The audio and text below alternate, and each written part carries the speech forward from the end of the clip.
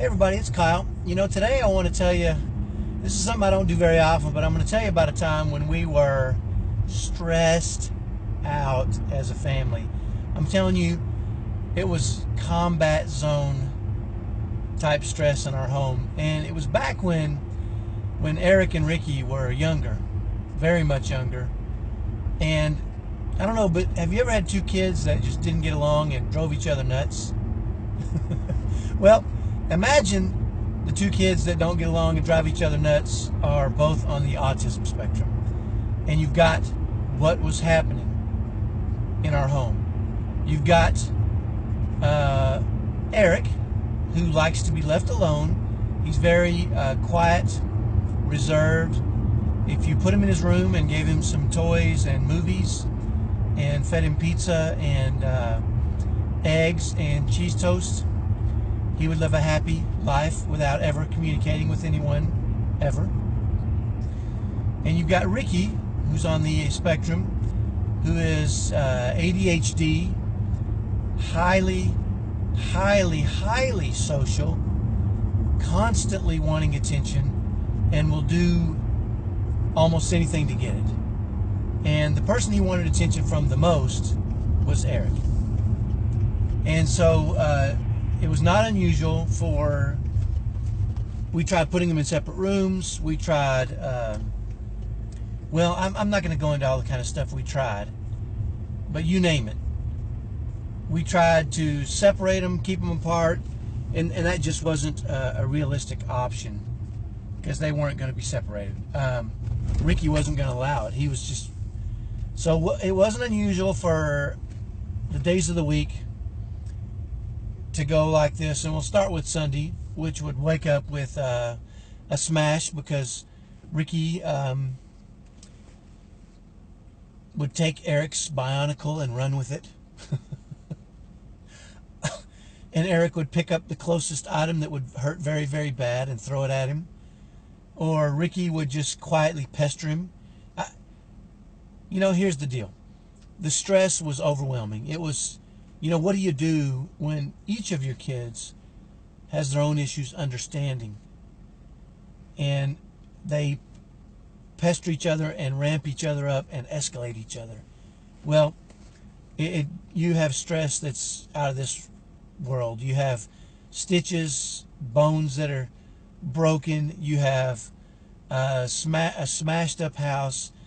I'm telling you, there was a time when our home looked like a war zone because of the holes in walls and smashed windows and wood over things, windows that we couldn't replace, and it was just it was a real bad time for us.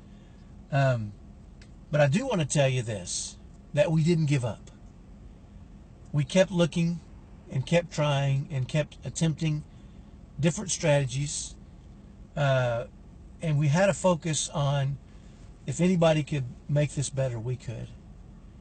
And over a period of time and through a lot of failure and finding the right strategies and consistently performing those strategies, we were able to bring those two kids together, and now they share a room, and they actually like each other. They respect each other's way of doing things.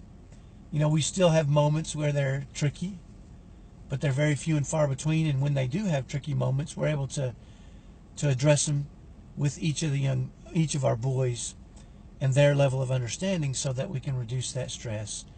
So, I don't talk a lot about the stress that we had as a family.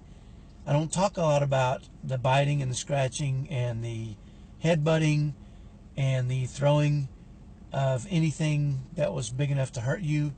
I don't talk a lot about that because what I want you to focus on is working on resolving those issues. And more importantly than that is never giving up.